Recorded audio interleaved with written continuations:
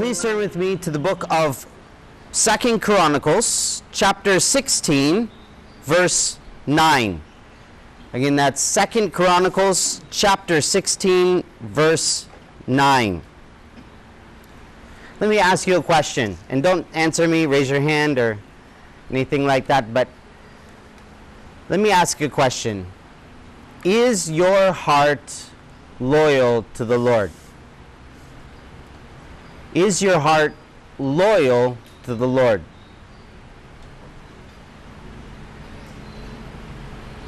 Not is your heart perfect, or are you perfect, but is your heart loyal to the Lord? Let's go ahead and read 2 Chronicles chapter 16, verse 9. In this verse it says, "For the eyes of the Lord run to and fro throughout the whole earth to show himself strong on behalf of those whose heart is loyal to him." Now in this passage, to give you a little bit of background and history for what was going on here, this is the Lord dealing with a king called Asa. And I think I've even shared this a couple years ago. If you've been here for several years, I like to share this one frequently because it's an important reminder for us. This is the king called Asa. Yeah, where? There's a bono word where. Asa man ka? Asa ang kining tao? Where is this guy? This is the king of Judah. Now this is during the time in which the kingdom was divided. There was northern Israel and then there was southern Israel, or Judah was the southern portion. And the king of Judah was a guy named Asa. Now this king started out very good. He started out seeking the Lord, serving the Lord. In fact, when an army came against him that was 1,000,000 people from Ethiopia, this king cried out to the Lord, he prayed to the Lord, and the Lord delivered them from that 1,000,000-man army. Probably at the most, at the most they could have fielded maybe like 200,000 soldiers in Judah. It's not a very big country. It's a very small country. But God delivered them from that enemy. Why? Because King Asa set his heart to seek the Lord and to trust the Lord. Now, it's come to the end of Asa's life in this passage. And Asa was faced with another situation. Northern Israel was coming down to attack King Asa. And King Asa was afraid. In fact, where the army was of the northerners, you could probably walk to. It's closer than from here to town. That's how close the enemy army was. Jerusalem was actually right at the northern border of Judah, with Judah and Israel. And so the Israelites, the northern Israelites, were about to attack them. They were close. Maybe it would start within the next week or so. They were building up their forces and preparing. And what did Asa do? Did he cry out to the Lord? Did he seek the Lord? Instead of doing those things, Asa decided to take the gold of the temple of the Lord and of the king's house, and he decided to take it and give it to the king of the Arameans, which is also in the New King James called the Syrians. So Arameans, Syrians, same in the text there. Instead of trusting God, he decided to trust an enemy, because the Syrians or the Arameans were an enemy. Located in Damascus, they often tried to invade Judah, as well as invading northern Israel.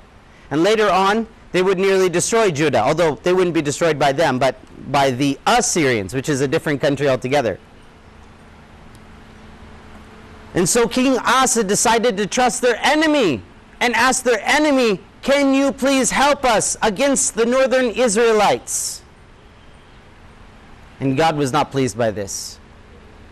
And so God spoke to King Asa and he said, "King Asa, do you remember what happened when the Ethiopians came against you? Do you remember how you cried out to me and I saved you from them? What are you doing?" I'm summarizing, but basically that's what God was saying to him. What are you doing? I saved you from a worse enemy. Why won't you trust me now? And the Lord said this, and let me read it again. For the eyes of the Lord run to and fro throughout the whole earth to show himself strong on behalf of those whose heart is loyal to him. Now, King Asa started off really well. He started off with a heart that was trusting in God. He started off with a heart that was willing to seek God no matter the circumstance.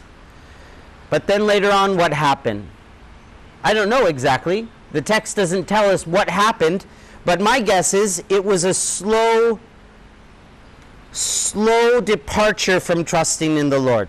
Over time, this led to this, and this led to this, and he stopped spending time with God in prayer. Maybe he stopped, listening to the word of the Lord. They didn't have Bibles in those days, obviously, but the king had access to the scrolls. He could have read the Bible book since he's the king. In fact, the kings were supposed to.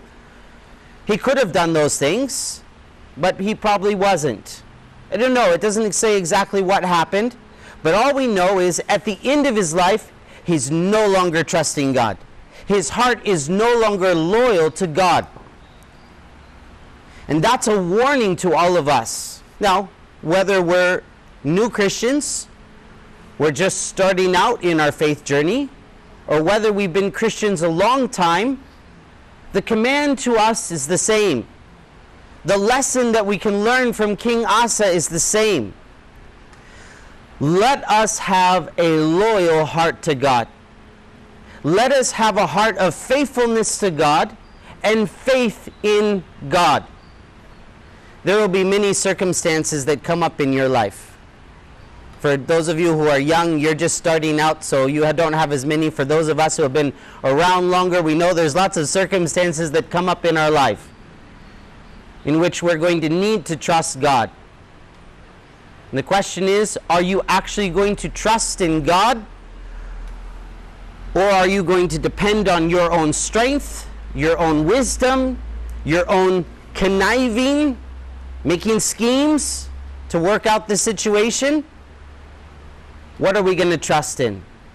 Who are we going to trust in? The Lord's promise is that he's looking for people who want to trust in him. Can you imagine that? Right now, God is looking down from heaven, and he's looking at each and every one of us and saying, who is loyal to me? Who is going to trust me? Because I'm going to do amazing things on behalf of that person. Can you imagine that? Right now, he's looking at each and every one of us. He's looking at John Paul. He's looking at Daniel. He's looking at David. He's looking at Jay. He's looking at all of you. Every single one of us. He's looking at me. He's saying, Michael, is your heart loyal to me? Because if it is, I'm going to do mighty and amazing things through you. And he's saying that to each and every one of us. Now, in this context, it's a rebuke, right? Because Asa didn't do it. But it's also a promise. Because if we would have a heart loyal to God, we wouldn't even be able to believe the things that God would be willing to do through us. And I pray that that would be our heart. I'm going to the States tomorrow, and I pray that as I'm gone, of course, we've got Nissan, we've got Dinah, they're kind of my right-hand men and women, while I'm gone. Nisa and Dinah will be taking care of the campus, but my heart for you is that you would seek to trust in God, that you would keep following after him, that when something comes up in your life, you would turn to him and say, Lord, I can't deal with this on my own. I need your help. I need your strength. I need your wisdom. And we would turn to him and we would let him help us through those situations in life. That's my prayer and my hope and my desire for you. Not even just while I'm gone, but for your whole life. And I think sometimes we need a reminder of that. So let us be reminded this morning. Let us have